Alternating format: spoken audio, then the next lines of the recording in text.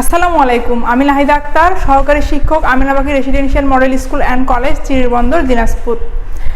Class 8 শিক্ষার্থীরা, আশা করি তোমরা সকলে বাসায় ভালো আছো। আমি আলহামদুলিল্লাহ মোটামুটি অনেক ভালো আছি। আজকে আমি তোমাদের আলো চ্যাপ্টারের সেকেন্ড ক্লাস নিব। আমি প্রথম ক্লাসে কিন্তু হচ্ছে তোমার কিভাবে আলোর প্রতিসরণ হয়, আলো প্রতিসরণ কেন হয়, এগুলো আলোচনা করছি, ঠিক আছে। আজকে আমরা আলোর প্রতিসরণের আলো চ্যাপ্টারের সংকট কোণ, পূর্ণ অভ্যন্তরীণ প্রতিফলন, অপটিক্যাল ফাইবার ও ম্যাগনিফাইং গ্লাস, এই চারটা জিনিস নিয়ে আলোচনা করব। তো প্রথমে আছে সংকট কোণ। কোণ বলতে কিন্তু আমরা সবাই জানি, জ্যামিতিতে আমরা করছি যে যখন দুটা সরলরেখা পরস্পর সঙ্গে মিলিত হয় তখন কিন্তু একটা কি উৎপন্ন করে, কোণ উৎপন্ন করে। তো এখানে সংকট কোণ বলে একটা কথা বলা হয়েছে। আচ্ছা, আমরা গত ক্লাসের দুটো জিনিস নিয়ে আলোচনা করব। সেটা ছিল আমাদের যে দুটো জিনিস ছিল, এটা ছিল আমাদের, এটার নাম কি ছিল মনে করো, এটার নাম ছিল বিভেদ তল। কি নাম ছিল? বিভেদ তল, ঠিক আছে। তারপরে বিভেদ তলের উপর মাঝখানে যেটা আমি দিছিলাম সেটার নাম হলো আমাদের অভিলম্ব। আচ্ছা, তো আমি এটাকে দিলাম ঘন মাধ্যম আর এটাকে দিলাম হালকা মাধ্যম, ঠিক আছে। আর এখানে অপোজিট উল্টাই দিব, নিচে দিব হালকা মাধ্যম আর উপরে দিব ঘন মাধ্যম, ঠিক আছে। তো আমরা পড়ছিলাম যে আলোরশ্মি যখন ঘন মাধ্যম থেকে হালকা মাধ্যমে যায়, নিচেটা ঘন মাধ্যম থেকে যখন হালকা মাধ্যমে প্রবেশ করবে তখন কি হবে মনে আছে তোমাদের? বলো কি হবে? আলোরশ্মি যখন ঘন মাধ্যম থেকে হালকা মাধ্যমে যাবে তখন অভিলম্ব থেকে দূরে সরে যাবে। এই যে অভিলম্ব থেকে দূরে সরে যাবে। আচ্ছা, এই কারণটা কেন হয় অভিলম্ব থেকে কেন দূরে সরে যায়? কারণ আমরা জানি যে হচ্ছে মাধ্যমে এক মাধ্যমে আলোর বেগটা হলো এক রকম, স্পিডটা কম বেশি হয়, ঠিক আছে। তো ঘন মাধ্যমে আলোর স্পিডটা কম, হালকা মাধ্যমে আলোর স্পিড বা আলোর বেগটা কি বেশি। তো মাধ্যম যখন চেঞ্জ হয়, ঘন মাধ্যম থেকে যখন হালকা মাধ্যমে যায় তখন ধীরে ধীরে তোমার হচ্ছে কি হয়ে যায়, স্পিড বেশি হওয়ার জন্য এটা অভিলম্ব থেকে দূরে সরে যায়, ঠিক আছে। তারপর এখানে আমাদের হালকা মাধ্যম আমি দিছি, আমি হালকা মাধ্যম থেকে যদি আলোর রশ্মি তোমার ঘন মাধ্যমে যায় তাহলে কি হবে? অভিলম্বের কাছে যাবে না অভিলম্ব থেকে দূরে সরে যাবে? বলো।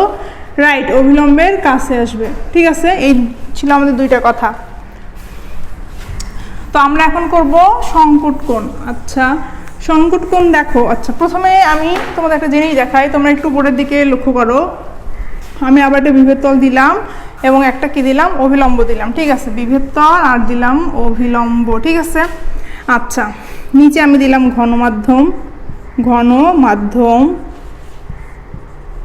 ঠিক আছে। আর উপরে দিলাম হালকা মাধ্যম,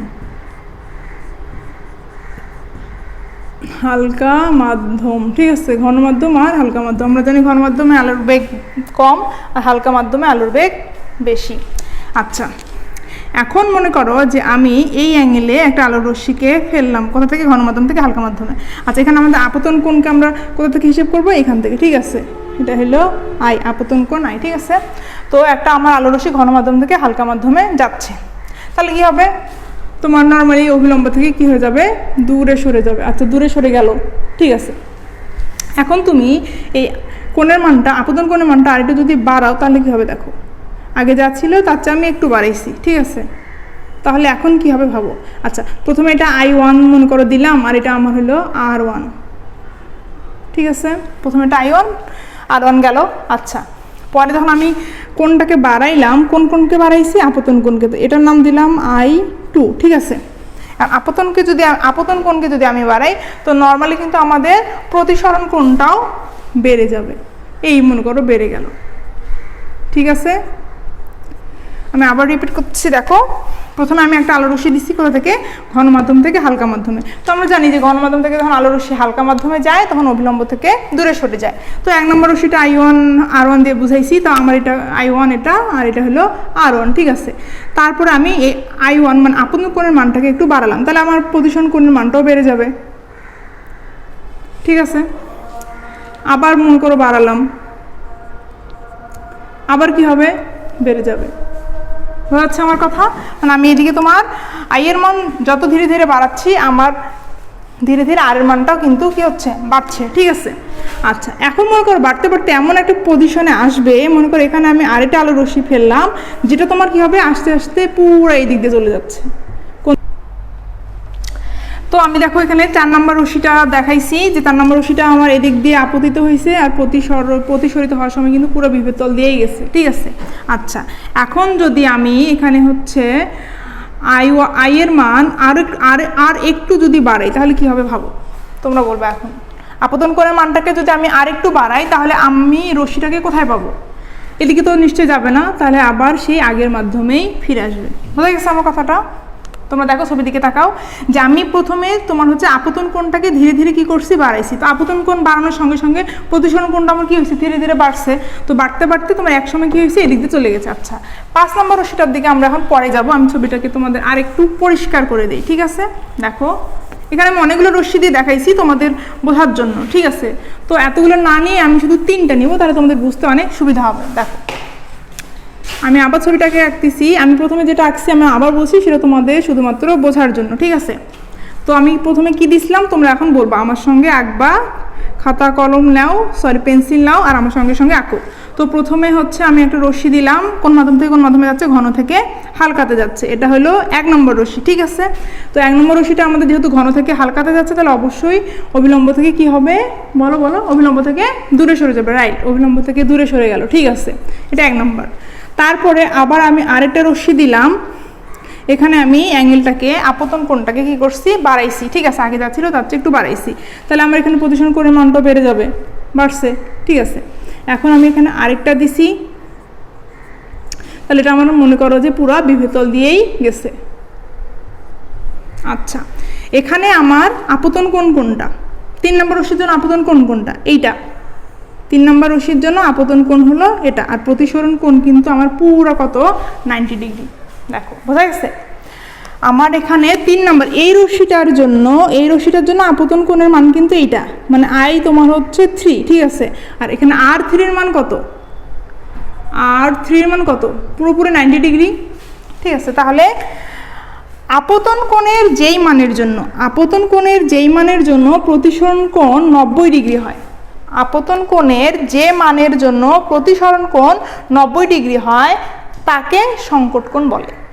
তাহলে সংকট কোণের সংজ্ঞাটা আমরা এইভাবে দিতে পারি যে আলোরশ্মি যখন ঘন মাধ্যম থেকে হালকা মাধ্যমে আপতিত হয়, আলোরশ্মি যখন ঘন মাধ্যম থেকে হালকা মাধ্যমে যায়, তির্যকভাবে প্রবেশ করে, তখন আপতন কোণের যেই মানের জন্য প্রতিসরণ কোণ 90 ডিগ্রি হয় তাকে ওই দুই মাধ্যমের সংকট কোণ বলা হয়। তাহলে সংকট কোণ কিন্তু আমাদের হচ্ছে সব সময় আপতন কোণটাই হবে, প্রতিসরণ কোণটা কিন্তু না। এটা তোমরা ম্যাক্সিমামই কিন্তু বুঝতে ভুল করো যে আমরা কিন্তু এখানে সংকট কোণ বলতে কিন্তু এটা বুঝতেছি না। সংকট কোণ কোনটা আমার এইটা, এই I3 হলো আমার সংকট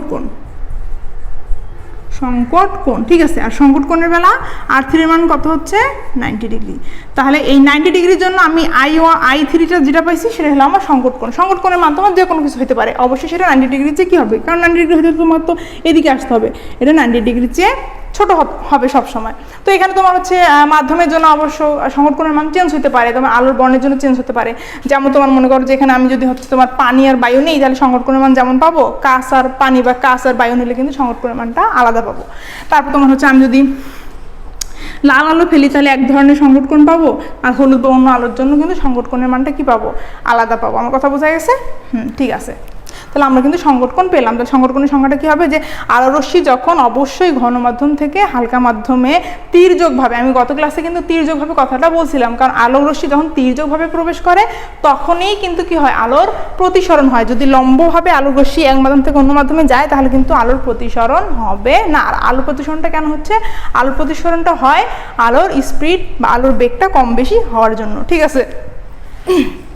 তাহলে আমরা সংকট কোণের সংখ্যাটা আরেকবার বলি। আলোরশ্মি যখন ঘন মাধ্যম থেকে হালকা মাধ্যমে তির্যকভাবে প্রবেশ করে তখন আপতন কোণের যেই মানের জন্য প্রতিসরণ কোণ 90 ডিগ্রি হয় তাকে ওই দুই মাধ্যমের কি বলা হয়, সংকট কোণ। ব্যাপারটা ক্লিয়ার হয়েছে তোমাদের কাছে? এই তো, ঠিক আছে। আচ্ছা, এখন আমরা দেখবো যে সংকট কোণকে কি দ্বারা প্রকাশ করা হয়। আমরা জানি যে সব কোণকেই থিটা দ্বারা, দেখো থিটা, এটা হলো একটা গ্রিক শব্দ থিটা, না হলো থিটা, ঠিক আছে? সংকট কোণকে সবসময় থিটা সি দ্বারা প্রকাশ করা হয়। কী দ্বারা প্রকাশ করা হয়, থিটা সি, সংকট কোণ। এখানে সি বলতে তোমার ক্রিটিক্যাল অ্যাঙ্গেল বোঝা গেছে, ক্রিটিক্যাল অ্যাঙ্গেল, এই জন্য সি আসছে। থিটা সি দ্বারা সংকট কোণ প্রকাশ করা হয়। তো সংকট কোণের মানটা তোমার যে কোনো জায়গায় যে কোনো রশ্মির জন্য বা মাধ্যমের জন্য একই রকম হতে পারে। তাহলে আমাদের সংকট কোণটা ক্লিয়ার হয়েছে, ঠিক আছে? আচ্ছা, এখন আমরা যাব পূর্ণ অভ্যন্তরীণ প্রতিফলনে। পূর্ণ অভ্যন্তরীণ প্রতিফলনটা বোঝার জন্য আমরা আবার আগের ছবিটাতেই ফিরে যাব। আগে ছবিটা আমাদের কি ছিল, সেম অবস্থা, সেটা হইল আবার আমার বিভেদ তল, আবার অভিলম্ব, এই জিনিসগুলো কিন্তু আমাদের বারবার আসবে, বিভেদ তল অভিলম্বগুলো কিন্তু বারবার আসবে, ঠিক আছে। তো আমার অবশ্যই আলোর রশ্মি কোথা থেকে কোথায় যেতে হবে, হালকা থেকে ঘন না ঘন থেকে হালকা, বলো হালকা থেকে ঘন না ঘন থেকে হালকা। হালকা থেকে আমরা জানি যে হালকা থেকে ঘনতে গেলে কিন্তু অভিলম্বের কাছে সরে আসে, আর ঘন থেকে হালকাতে গেলে কিন্তু অভিলম্ব থেকে দূরে সরে যায়। তাহলে অবশ্যই আমাদেরকে আবার ঘন থেকে হালকা নিতে হবে, ঘন মাধ্যম, ঠিক আছে। ঘন মাধ্যম থেকে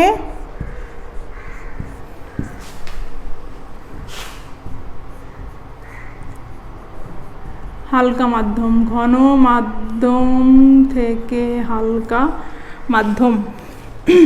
তাহলে আমাদের কি ছিল, 1 নম্বর রশ্মিটা যদি এদিক দিয়ে যায় তাহলে অভিলম্ব থেকে দূরে সরে গেল, আবার সেকেন্ড রশ্মিটা মানে আয়ের মান যদি আমি বাড়াই তাহলে আবার একটু বেড়ে গেল, আবার যদি একটু বাড়াই তাহলে আবার পুরো একদম তোমার বিভেদ তল দিয়েই যাচ্ছে। আচ্ছা, এটা তাহলে আমার এখানে সংকট কোণ কোনটা হবে বলো, I1 I2 না I3? I1 হলো এটা, ঠিক আছে, I2 আর এটা হলো আমার I3। তাহলে এখানে সংকট কোণ কোনটা ছবি দেখে বলতে পারবো তোমরা, সংকট কোণ হলো I3, ওকে। তো এখন হচ্ছে আমি যদি এখানে এই কোণটাকে মানে আপতন কোণকে যদি আর একটু বাড়াই, ঠিক আছে, দেখো I3 যে আমি কিন্তু আর একটু আমি বেশি নিচ্ছি, ঠিক আছে। তাহলে এখন আমার এই রশ্মিটা আমি কোন দিকে পাবো, এটা কিন্তু এখানে কিন্তু আলোর প্রতিসরণ না হয় কি হয়ে যাবে বলো, আলোর প্রতিসরণ না হয়ে যাবে প্রতিফলন। প্রতিফলন মানে আমি প্রথম ক্লাসে বলছিলাম যে আলো গিয়ে আবার ফিরে আসা। আলো মনে করো যে একটা মাধ্যম থেকে অন্য মাধ্যমে যখন যাচ্ছে তখন কিন্তু আবার কিছু পরিমাণ আলো আবার বিপরীত দিকে ফিরে আসে, এটাকে বলা হচ্ছে প্রতিফলন। প্রতিফলনের একটা বাস্তব উদাহরণ হলো যে যখন আমরা গ্লাসের মধ্যে বা আয়নার মধ্যে যখন আলো ফেলি সেখান থেকে কিন্তু আলো কি রিফ্লেক্ট হয়ে ফিরে যায়, সেটাকে বলা হচ্ছে আলোর প্রতিফলন, ঠিক আছে। তো 4 নম্বর রশ্মিটাকে যখন আমি দিছি তখন কিন্তু সেটা ওই দ্বিতীয় মাধ্যমে না গিয়ে সেটা কিন্তু আবার তোমার প্রথম মাধ্যমেই ফিরে আসছে। এই ঘটনাটাকে বলা হচ্ছে পূর্ণ অভ্যন্তরীণ প্রতিফলন, মানে সম্পূর্ণ আলোটাই অভ্যন্তরীণভাবে আগের মাধ্যমেই ফিরে আসছে, এই জন্য এটাকে বলা হচ্ছে পূর্ণ অভ্যন্তরীণ প্রতিফলন, ঠিক আছে। তো এখানে আমাদের পূর্ণ অভ্যন্তরীণ প্রতিফলনের শর্ত হইল 2টা, পূর্ণ অভ্যন্তরীণ প্রতিফলনের শর্ত, পূর্ণ অভ্যন্তরীণ প্রতিফলনের শর্ত হলো 2টা। আচ্ছা, শর্ত 2টা কি কি একটু ভাবো তো। আলোক রশ্মিকে, আচ্ছা আমরা যদি আলোটাকে যদি হালকা মাধ্যম থেকে ঘন মাধ্যমে ফেলতাম তাহলে কি পূর্ণ অভ্যন্তরীণ প্রতিফলন হওয়ার কোনো চান্স থাকতো বলো, না, কোনো চান্স কিন্তু থাকতো না, ঠিক আছে। তাহলে আমাদেরকে পূর্ণ অভ্যন্তরীণ প্রতিফলন করার জন্য আলো রশ্মিকে অবশ্যই ঘন মাধ্যম থেকে হালকা মাধ্যমে ফেলতে হবে, নাহলে কিন্তু পূর্ণ অভ্যন্তরীণ প্রতিফলন হবে না। তাহলে অবশ্যই ঘন আমি শর্ট করে লিখতেছি, ঠিক আছে, ঘন মাধ্যম থেকে হালকা মাধ্যমে, ঘন মাধ্যম থেকে হালকা মাধ্যমে যেতে হবে। কাকে যেতে হবে, আলোকে, ঠিক আছে, যেতে হবে, ঘন মাধ্যম থেকে হালকা মাধ্যমে যেতে হবে। আর 2 নাম্বার হইল কি হবে, 2 নাম্বারটা একটু ছবি থেকে ভাবো তো, 2 নাম্বার কি হবে। 2 নাম্বার হইল যে আলোক রশ্মিকে, আমরা এই কোণের কথা বলবো, 2 নাম্বার হইল যে আলোক রশ্মিকে অবশ্যই সংকট কোণের চেয়ে বেশি কোণে ফেলতে হবে। আচ্ছা, আমাদের এখানে ছবির মধ্যে সংকট কোণ কোনটা ছিল, I3 ছিল আমাদের কি θc বা সংকট কোণ, ওকে। সংকট কোণ কিন্তু আরেকটা নাম, সেটা হলো তোমার ক্রান্তি কোণ, ঠিক আছে, একই জিনিস, সংকট কোণ। এখানে আমি I3 বলতে ছবি থেকে বোঝাইছি, I3 হলো θc মানে সংকট কোণ। তাহলে পূর্ণ অভ্যন্তরীণ প্রতিফলন হওয়ার জন্য অবশ্যই আলো রশ্মিকে আমি এখানে কিন্তু সংকট কোণ এইটা পাইছিলাম, এখান থেকে এতটুকু, ঠিক আছে। এর চেয়ে যখন আমি যখন আমি এই কোণে ফেলতেছি তখন কিন্তু আমার আলোটা কোন দিক দিয়ে যাচ্ছে, বিভেদ তল দিয়ে যাচ্ছে। আর যখন আমি এর চেয়ে একটু আলোটাকে বাড়াবো, মানে আপতন কোণের মান একটু বাড়াবো, তোমার 1 ডিগ্রি 2 ডিগ্রি যা হতে পারে, মানে একদম এই তোমার সংকট কোণের, আচ্ছা ধরো যে আমি মনে করো যে সংকট কোণের মানটা ধরে নিলাম, যে মনে করো এটা কত হবে তোমার 45 চেয়ে একটু বেশি, ধরো 60, ওকে। আমি যে ছবিটা আঁকছি সেই ছবি অনুযায়ী মনে করো যে সংকট কোণ হলো 60 ডিগ্রি, ওকে। সংকট কোণ, ঠিক আছে, তোমাদের বোঝানোর জন্য আমি ডিটেলস করবো, মানে একদম পুরোপুরি খোলামেলা আলোচনা করছি। দেখো সংকট কোণটা যদি আমার এই ছবি অনুযায়ী 60 ডিগ্রি হয়, তাহলে 60 ডিগ্রির চেয়ে যখন বেশি আমি আলোক রশ্মি মানে বেশি কোণে আলোকটাকে ফেলবো, তাহলে তোমার 61, 62 চলতে থাকবে, ঠিক আছে। যদি হয় তাহলে কিন্তু সেই আলোটা কী হবে, তোমার আবার আগের মাধ্যমে ফিরে আসতেছে। এই আগের মাধ্যমে ফিরে আসাটাকে আমরা বলছি পূর্ণ অভ্যন্তরীণ প্রতিফলন। তো এই পূর্ণ অভ্যন্তরীণ প্রতিফলনের 2 নম্বর শর্তটাই হলো যে আলোক রশ্মিকে অবশ্যই আলোক রশ্মিকে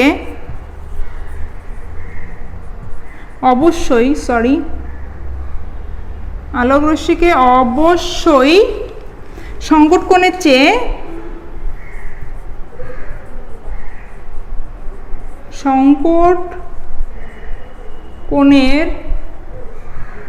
চেয়ে বেশি কোণে আপতিত করতে হবে। সংকট কোণের চেয়ে বেশি কোণে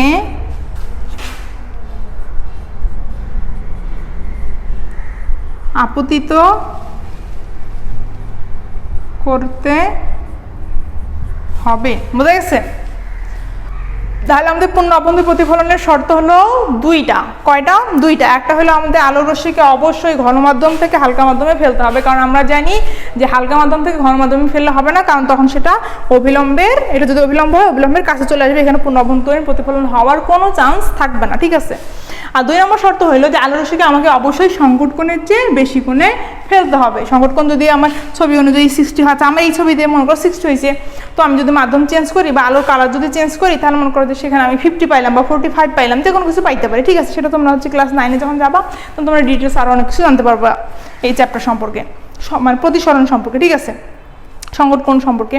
তো যখন আমি 60 ডিগ্রির চেয়ে একটু বেশি কোণে আলোর রশ্মিটাকে ফেলবো, তখন সেটা আমার কি হয়ে যাবে, আবার সেই আলোটা আগের মাধ্যমেই, মানে যেই মাধ্যম থেকে গেছিলো, ঘন মাধ্যম থেকে গেছিলো, আমার ঘন মাধ্যমেই ফিরে আসবে। এটাই হলো আমার পূর্ণ অভ্যন্তরীণ প্রতিফলনের 2টা শর্ত। পূর্ণ অভ্যন্তরীণ প্রতিফলনের তার বাস্তব উদাহরণ তোমাদেরকে আমি দেই। সেটা হলো যে যখন হচ্ছে মনে করো প্রচণ্ড রোদ হয়, ঠিক আছে, রোদের সময় মনে করো যে তুমি হাইওয়ে দিয়ে যাচ্ছ, তো বাসে করে যাচ্ছ, ঠিক আছে, তো যখন তোমার প্রচণ্ড রোদে উত্তপ্ত তোমার হচ্ছে পিচ ঢালা রাস্তা যখন খুব গরম হয়ে যায়, বুঝছো, তো তুমি মনে করো বাস দিয়ে যাচ্ছ, তো বাসের সামনে বসছো, তো সামনে গ্লাস দিয়ে তুমি সামনে চকচক করতো, তো মনে হয় যখন মনে পানি আছে এরকম মনে হয়, ঠিক আছে। এরকম কি তোমাদের কখনো মনে হয়েছিল কিনা? নেক্সট টাইম যখন তোমরা যাবো তখন কিন্তু খেয়াল করবা। এটাই হলো তোমার কিন্তু পূর্ণ অভ্যন্তরীণ প্রতিফলনের জন্যই কিন্তু ঘটনাটা আছে। পূর্ণ অভ্যন্তরীণ প্রতিফলনের জন্য ওখানে ওই ধরনের কেন সৃষ্টি বা দৃষ্টিভ্রম কেন হয়, সেটা কিন্তু ক্লাস 9-এ গিয়ে 10-এ গিয়ে পাবা, ঠিক আছে। এটাকে মরিচিকা বলা হয়। যে মরিচিকা মানে হলো যে ওখানে মনে হয় পানি আছে, তো কাছে যখন যাচ্ছে তখন দেখছে পানি আসলে নাই, সেটাকে বলা হয় যে তোমার মরিচিকা। তো এটা কীভাবে হয়, কেন হয়, মানে মেইন কারণ কিন্তু তোমার এইটাই পূর্ণ অভ্যন্তরীণ প্রতিফলন। ওটা কীভাবে হচ্ছে সেটা কিন্তু তোমরা নেক্সট ক্লাসে জানতে পারবা, ঠিক আছে। তো পূর্ণ অভ্যন্তরীণ প্রতিফলন বোঝা গেছে। Thank you. তো আমাদের সংকট কোণ এবং পূর্ণ অভ্যন্তরীণ প্রতিফলন শেষ হইল, ঠিক আছে। এখন আমরা যাব অপটিক্যাল ফাইবার। আচ্ছা, অপটিক্যাল ফাইবার কথাটা বলতে কি মনে হচ্ছে, শুনতে কি মনে হচ্ছে বল? Optical fibre. আচ্ছা, ফাইবার মানে আমরা জানি যে হচ্ছে কোনো সুতা বা তার ফাইবার, আর অপটিক মানে কিন্তু তোমার আলো, মানে এমন একটা ফাইবার। অপটিক্যাল ফাইবার মানে হচ্ছে এমন একটা ফাইবার বা এমন একটা তার বা এমন একটা সুতা যেখানে তোমার আলো ব্যবহার করা হয়, ঠিক আছে, যেখানে কি ব্যবহার করা হয়, আলো ব্যবহার করা হয়। আচ্ছা, অপটিক্যাল ফাইবার বলতে তোমার সাধারণত মানে হচ্ছে এমন একটা বোঝায় যে সেটা কাচের ক্ষুদ্র চিকন একটা ফাইবার, সেটা কিন্তু কাঁচ দিয়ে তৈরি হয়, অনেক চিকন। যদি আমি ছবির মাধ্যমে তোমাদেরকে দেখাতে চাই, তাহলে আমার ছবিটা হবে কিন্তু এমন, ঠিক আছে। তো এরকম যদি আমি তোমাকে দেখাই, এরকম করে একটা অপটিক্যাল ফাইবার, ঠিক আছে, এটা কি কাচের তৈরি, তোমার ছোটো ছোটো কাচের ছোটো ছোটো ক্ষুদ্র অংশগুলো এখানে লাগানো হয়। আচ্ছা, তার আগে আমি উপরে আরেকটা ছবি সহজ মানে সোজা করে যদি দেখাই, তাহলে কি হবে, মনে করো যে এখানে দুই পাশে তোমার কাচ আছে, তো আলো প্রথমে তোমার এখানে এভাবে ঢুকলো, প্রবেশ করলো, ঠিক আছে। তো এখানে আলো এমন করে প্রবেশ করছে, সেটা কিন্তু তোমার সংকট কোণের চেয়ে বেশি কোণে আপতিত হয়েছে। মনোভাবে তোমার ফেলানো মানে সিস্টেমটা ওইভাবেই করা থাকে যে মনে করো এখানে কি প্রবেশ করছে, আলো প্রবেশ করছে, ঠিক আছে, আলো প্রবেশ করছে। তো আলোটা যখন এখানে প্রবেশ করলো, যখন এখানে তোমার আপতিত হয়েছে, এখানে তোমার কি হয়েছে, তোমার সংকট কোণের চেয়ে বেশি কোণে পড়ছে। তো সংকট কোণের চেয়ে বেশি কোণে পড়লে নর্মালি কি হয় বলো, আবার আগের মাধ্যমে মানে পূর্ণ অভ্যন্তরীণ প্রতিফলন, তার মানে কি আবার আগের মাধ্যমে ফিরে আসে, এমন হলো। আবার এখন এখানে যখন পড়লো তখন সেম অবস্থা, তোমার সংকট কোণের চেয়ে বেশি কোণে পড়তেছে, ঠিক আছে। বেশি কোণে পড়তেছে, তো আবার যখন চলে যাবে তখন কি আবার পূর্ণ প্রতিফলন হবে, তো বারবার কিন্তু প্রতিফলন হতে হতে হতে হতে কিন্তু তোমার রশ্মিটা তোমার অপর হচ্ছে যেটা মুখ থাকে অপোজিট সাইড দিয়ে কিন্তু বের হয়ে যাচ্ছে। এখানে কিন্তু এই তোমার অপটিক্যাল ফাইবারের সেম অবস্থাটাই ঘটে। এখানে আমি তোমার হচ্ছে কাঁচতন্তু দিয়ে দেখানো হচ্ছে। তো জিনিসটা যদি এরকম হয় তাহলে কি হয় যে বারবার কিন্তু এখানে কি হয় পূর্ণ অভ্যন্তর প্রতিফলন। মনে করো যে এটা যদি হয় তাহলে এখানে মনে করো আলো এখানে প্রবেশ করলো, বারবার কিন্তু এরকম হতে থাকে, ঠিক আছে, এরকম হয় হতে হতে হতে হতে এক সময় অপর পাশ দিয়ে বের হয়ে যায়। এটাই হলো অপটিক্যাল ফাইবার। চিত্রটা আমার ভালো হয়নি, আমি তাড়াতাড়ি করছি, বুঝতে পারছি কারণ তাড়াতাড়ি দিচ্ছি। তো যাই হোক, অপটিক্যাল ফাইবার অপটিক্যাল ফাইবার। ওকে, তাহলে আমরা বুঝতে পারলাম যে অপটিক্যাল ফাইবার হলো একটা কাচের সরু চিকন একটা তার বা নল, যেখানে তোমার কি হয় আলো পূর্ণ অভ্যন্তরীণ মানে আলোর পূর্ণ অভ্যন্তরীণ প্রতিফলনকে কাজে লাগায় আলোকে এক জায়গা থেকে অন্য প্রান্তে নিয়ে আসা হয়। এখানে আসলে তোমার অপটিক্যাল ফাইবার ব্যবহার করা হয় টেলিকমিউনিকেশনের বিভিন্ন তারগুলোতে, তারপর তোমার হচ্ছে ইন্টারনেটে যে তারগুলো ব্যবহার করা হয় সেগুলাতে, তারপর তোমার হচ্ছে আমাদের চিকিৎসার ক্ষেত্রে অ্যান্ডোস্কোপি করার জন্য। অ্যান্ডোস্কোপি মানে হচ্ছে পাকস্থলীর ভিতরে কোনো প্রবলেম হয়েছে কিনা, তো মুখ দিয়ে যখন তার ঢুকায় তখন ভিতরে হচ্ছে দেখা হয় যে ওখানে কোনো সমস্যা হয়েছে কিনা পাকস্থলীর ভিতরে। তো ওখানে কিন্তু তোমার একগুচ্ছ অপটিক্যাল ফাইবার মানে অনেকগুলো অপটিক্যাল ফাইবারের তার ব্যবহার করা, কিন্তু এগুলো সম্পূর্ণ কি তোমার আলোর সিগন্যাল। এখানে আলোর সিগন্যালটা কেন ব্যবহার করা হয়, যে আলোর কিন্তু স্পিড অনেক বেশি। আলোর বেগ হলো আমরা জানি যে আলোর বেগ হলো তোমার হচ্ছে 3 × 10⁸। আচ্ছা 10⁸ এটা তোমরা জানো, আমি ক্লাসে আলোচনা করছি, ঠিক আছে, মিটার পার সেকেন্ড। তার মানে আলো তোমার 1 সেকেন্ডে এত মিটার যায়, আলোর স্পিড কিন্তু অনেক বেশি। তো এই অপটিক্যাল ফাইবারে তোমার হচ্ছে আলো ব্যবহার করা হয় কারণ এখানে তোমার সংকেতটা কিন্তু মানে তোমার হচ্ছে যেখান থেকে প্রেরণ করা হয় আর আমরা যেটা সংকেতটা পাচ্ছি এখানে কিন্তু সংকেতের কোনো একটু তোমার পরিবর্তন অনেক কম হয়, ঠিক আছে, নয়েজ অনেক কম থাকে, পরিবর্তন কিন্তু অনেক কম হয়। তো আমরা সংকেতটাকে কিন্তু হচ্ছে পুরোপুরি ওইভাবেই পাচ্ছি। আর আলোর স্পিড যেহেতু অনেক বেশি, তো অনেক স্পিডে আসতেছে, এই জন্য কিন্তু সেখানে পরিবর্তনটা অনেক কম হচ্ছে। এই জন্য অপটিক্যাল ফাইবার ব্যবহার করে। কোথায় ব্যবহার করে আরেকবার ব্যবহারগুলো তোমাদেরকে অবশ্যই মনে রাখতে হবে, কারণ এগুলো তোমার MCQতে 100% আসবেই। তো অপটিক্যাল ফাইবার ব্যবহার করা হয় টেলিকমিউনিকেশনে, ইন্টারনেটের তারগুলোতে, আর হচ্ছে আমাদের পাকস্থলীতে অ্যান্ডোস্কোপির ক্ষেত্রে, ঠিক আছে। এই হলো অপটিক্যাল ফাইবার। তো অপটিক্যাল ফাইবারের ব্যাখ্যা যদি আসে পরীক্ষায় গ নম্বর সৃজনশীল গ নম্বর যদি আসে তো তোমার মোটামুটি এভাবে ছবি একটা এঁকে ব্যাখ্যা দিলেই এনাফ। ওকে, অপটিক্যাল ফাইবার গেল। এখন আমরা করব ম্যাগনিফাইং গ্লাস। ম্যাগনিফাইং গ্লাস শব্দের মধ্যে একটু ভাবো যে কি দেওয়া আছে, ম্যাগনিফাইং মানে মেগা মানে হলো তোমার বড়, মেগা মানে হলো যে বড়, ঠিক আছে, ছোট একক থেকে বড় একক মেগা। তো ম্যাগনিফাইং মানে বড় করা, ম্যাগনিফিকেশন থেকে ম্যাগনিফাইং আসছে, ঠিক আছে। ম্যাগনিফিকেশন মানে কোনো ছোট জিনিসকে বড় করা। তো ম্যাগনিফাইং গ্লাসের কাজ হলো, তোমরা জানো যে ম্যাগনিফাইং গ্লাসের কাজ হলো কোনো ছোট জিনিসকে বড় করে দেখা। যে তোমার অনেকের বাসা অবশ্য আছে জিনিসটা দেখতে অবশ্য এমন এরকম একটা নল গলিয়ে থাকবে এরকম দেখতে, ঠিক আছে, এটা হলো ম্যাগনিফাইং গ্লাস। তো এটা দিয়ে আমরা কি করব, যে যখন হচ্ছে কোনো কিছুকে দেখবো তখন কি করব, যে তুমি খালি চোখে এটা যখন সরাবা, খালি চোখে কি হালকা মনে করো আমি যদি একটা পয়েন্ট দিই, মনে করো এখানে একটা বিন্দু দিলাম, ঠিক আছে, তো খালি চোখে বিন্দুটাকে আমি অনেক ছোট দেখতে পাচ্ছি। আর তখন যখন তুমি ম্যাগনিফাইং গ্লাস দিয়ে ধরবো তখন কিন্তু সেটাকে কি দেখবা, বড় করে দেখতে পারবা। আচ্ছা, ম্যাগনিফাইং গ্লাস কীভাবে কাজ করে সেটা নিয়ে আমি একটু আলোচনা করব, ঠিক আছে। তো প্রথমে আমাদের জানতে হবে উত্তল লেন্স সম্পর্কে। তো আমরা চোখে দুই ধরনের চশমা ব্যবহার করি, একটা হলো উত্তল আর একটা হলো অবতল। উত্তল হইলো সবসময় মানে যেটা হচ্ছে প্লাস পাওয়ার বলা হয়, মাইনাস পাওয়ার আসলে প্লাস মাইনাস বলতে এখানে কিন্তু মাইনাস বলতে তুমি খুবই কম, সেটা কিন্তু না, এখানে প্লাস মাইনাস বলতে তোমার হচ্ছে কাছের এবং দূরে বোঝানো হয়েছে, উত্তল এবং অবতলকে বোঝানো হয়েছে। এগুলো ডিটেলস তোমরা আরও নেক্সট ক্লাস 9-এ জানতে পারবা, ঠিক আছে। তো প্লাস মানে হচ্ছে তোমার উত্তল দর্পণ আর মাইনাস মানে হলো অবতল দর্পণ। তো এটা হলো আমার উত্তল দর্পণ, ঠিক আছে, উত্তল দর্পণ। আচ্ছা, উত্তল দর্পণের ফোকাস বিন্দু আমি একটু তোমাদেরকে জানাবো, এটা হলো মেরু, এগুলো আরও তোমরা হচ্ছে জানতে পারবা। আচ্ছা, এটা যদি আমার উত্তল দর্পণ হয়, তো উত্তল দর্পণে যখন আমি আলো রশ্মিটা এখানে ফেলতেছি, কয়েকটা আলো রশ্মি এখানে যখন ফেলবো তখন তোমার কী হবে, যে এই রশ্মিগুলো সোজা আসলো, সোজা পথে আসলো, ঠিক আছে, আর যখন চলে যাবে তখন কিন্তু সবগুলো একটা বিন্দু দিয়েই যাবে, এই একটা বিন্দু দিয়ে যাবে। এটাকেই বলা হচ্ছে প্রধান ফোকাস, প্রধান ফোকাস, এটাকে বলা হচ্ছে কি প্রধান ফোকাস। তো এখান থেকে শুরু করে এই পর্যন্ত দূরত্বটাকে বলা হচ্ছে তোমার ফোকাস দূরত্ব। ফোকাস দূরত্বকে এফ দ্বারা প্রকাশ করা হয়, এটাকে বলা হচ্ছে ফোকাস দূরত্ব। ফোকাস দূরত্ব, ঠিক আছে, দূরত্ব। তো হচ্ছে আমরা যখন কোনো কিছুকে প্রতি সেন্টিমিটারের কাছাকাছি, মানে মনে করো যে আমার চোখ থেকে এই দূরত্বটা হলো 25 সেন্টিমিটার, ঠিক আছে।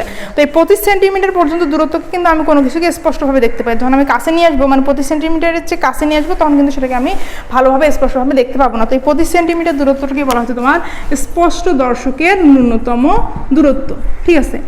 তো এই উত্তল দর্পণ যখন হচ্ছে মনে করো যে এই ফোকাস দূরত্বের মধ্যে যখন আমি ম্যাগনিফাইং গ্লাসটাকে ধরবো, তখন আমি সেখানে বস্তুটাকে কি দেখতে পাবো, স্পষ্ট দেখতে পাবো। এখানে আরেকটা কথা তোমাদের বইয়ের মধ্যে দেওয়া আছে, সেটা হলো বীক্ষণ কোণ। বীক্ষণ কোণ সম্পর্কে আমি একটু তোমাদেরকে বলি। সেটা হলো যে এটা যদি আমাদের চোখ হয়, মনে করো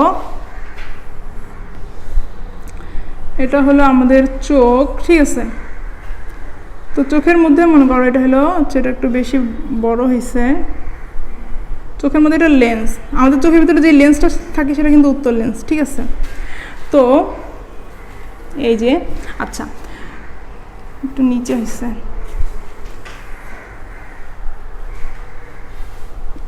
আমি একটা চোখ মোটামুটি আঁকার চেষ্টা করছি। আচ্ছা, এই চোখের সামনে মনে করো যে একই উচ্চতার, মানে দুজনকার হাইট একই রকম, দুইটা বস্তু দাঁড়ায় আছে, কিন্তু তাদের দূরত্বটা আলাদা। একটা তোমার চোখের কাছে আছে, একটা তোমার চোখের একটু দূরে আছে, ঠিক আছে। তো এখান থেকে আমি যদি একটু আঁকার চেষ্টা করি কোণ, ঠিক আছে, এখান থেকে আঁকলে এই যে এটা এই দিক দিয়ে যাবে, আর এটা যদি আঁকার চেষ্টা করি তাহলে এটা যাবে এই দিক দিয়ে। এখানে দেখো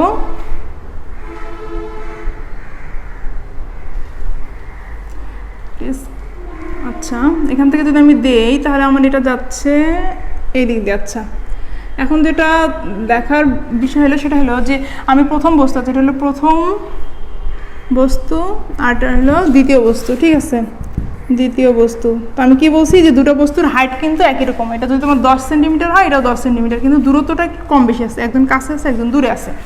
তো এই প্রথম বস্তুটা আমাদের চোখের মধ্যে যে কোণটা উৎপন্ন করছে সেই কোণটা কিন্তু হচ্ছে তোমার একটু বড়, আর দ্বিতীয় বস্তুটা যে কোণ উৎপন্ন করছে সেই কোণটা কিন্তু হলো ছোট। তো কোনো বস্তু যখন আমাদের চোখের মধ্যে, কোনো বস্তু আমাদের চোখের মধ্যে যে কোণ উৎপন্ন করে সেটাকে বলা হয় বীক্ষণ কোণ। কি বললাম, যে কোনো বস্তু যখন আমাদের চোখের মধ্যে কোণ উৎপন্ন করে সেটাকে বলা হচ্ছে বীক্ষণ কোণ। তো বীক্ষণ কোণের মান যত বড় হয় আমরা বস্তুটাকে তত বড় দেখতে পাই, ঠিক আছে। তো ম্যাগনিফাইং গ্লাসের কাজ হইলো যে বস্তুর চোখের, আমরা যদি চোখের সামনে ম্যাগনিফাইং গ্লাস ধরি তাহলে হচ্ছে ম্যাগনিফাইং গ্লাসের সাহায্যে আমরা বস্তুটাকে অনেক বড় দেখতে পাই। তো এই হলো আজকের আলোচনা। আমাদের সব আলোচনা মোটামুটি শেষ। সংকট কোণ, পূর্ণ অভ্যন্তরীণ প্রতিফলন, অপটিক্যাল ফাইবার ও ম্যাগনিফাইং গ্লাস সবগুলো আলোচনা মোটামুটি শেষ হয়ে গিয়েছে। আর হচ্ছে আমার সামনে হচ্ছে চোখ নিয়ে আলোচনা করতে হবে, আর হচ্ছে ক্যামেরা এবং চোখের মধ্যে সাদৃশ্য বৈসাদৃশ্য, এগুলো আলোচনা করলে মোটামুটি এই চ্যাপ্টারটা শেষ, ঠিক আছে। তো আশা করি তোমরা হচ্ছে আমাদের এই ক্লাসগুলো দেখবা, আর কোনো প্রবলেম হলে অবশ্যই কমেন্টে জানাবা। তো আজকের এই পর্যন্তই। আল্লাহ হাফেজ, সবাই ভালো থাকবা।